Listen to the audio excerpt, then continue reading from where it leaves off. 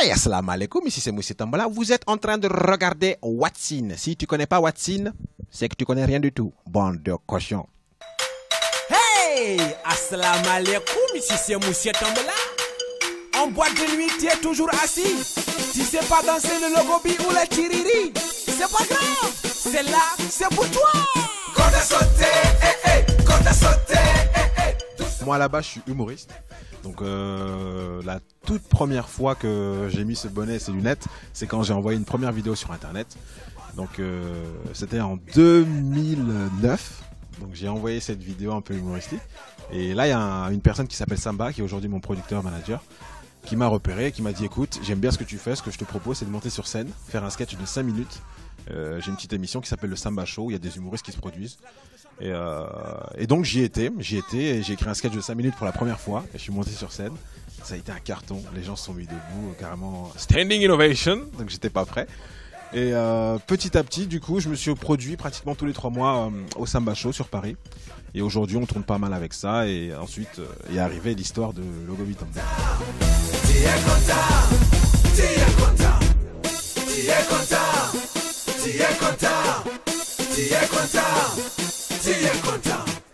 C'était gravé sur mon front, ça se voyait quand j'arrivais à l'école, c'était incroyable.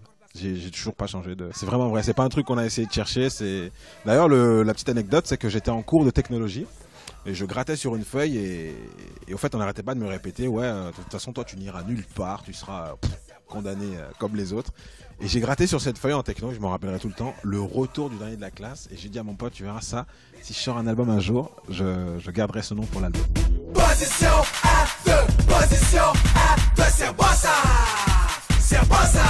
C'est un peu mes influences musicales parce que j'ai mes potos à moi qui sont comme Jesse Matador et Mokobe, donc qui ont fait partie du premier clip Logobi Tambo. Donc c'est un peu mon univers et j'avais surtout envie dans cet album de montrer que Tambola c'était pas juste corde à sauter quoi. Parce que moi en fait, si tu veux, je suis un couteau suisse. Si demain j'ai envie de faire un morceau rock, je vais le faire parce que j'ai envie de faire et non pas parce que les gens me l'ont demandé. Donc j'avais vraiment envie de faire dans cet album ce que je voulais faire. Donc c'est pour ça qu'on retrouve un peu de tout.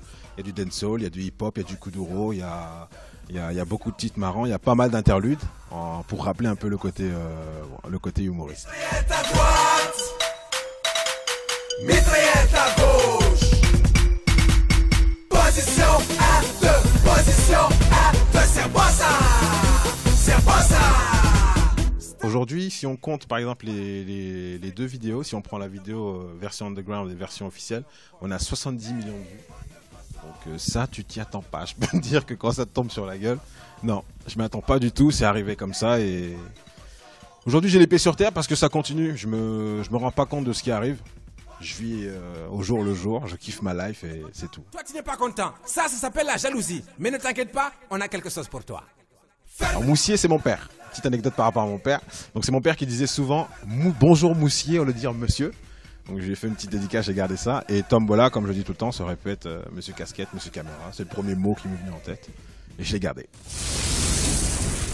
Logobi Tambo, quoi que tu dises, quoi que tu fasses, Moussi Tambola, il est là, Moussi Tambola. J'ai aucune idée de vouloir faire un album par la suite. C'est juste parce que justement il y a eu Logobi Tambo. Et le fait, on a fait à peu près 200 boîtes en un an. Donc ça a été un succès international. Donc du coup par rapport à ça, j'ai pris du plaisir sur scène. Et je me suis dit putain mais il faut que je revienne quand même sur scène avec quelque chose d'autre. Et du coup je me suis dit là on va peut-être faire un album justement pour re-kiffer sur scène, refaire de nouveaux trucs.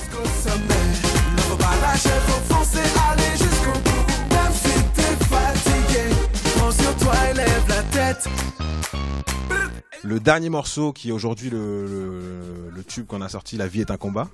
Ce morceau a été fait en tout dernier. Parce qu'en fait on a voulu recréer une chorégraphie, une sorte de Logobi Tambo. Mais on s'est dit refaire une chorégraphie Logobi Tambo en essayant de calculer la chose, ce serait tombé à l'échec. Donc du coup par rapport à ça, on est parti sur La vie est un combat, un message positif pour les enfants, pour tout le monde en général et on est vraiment content du truc.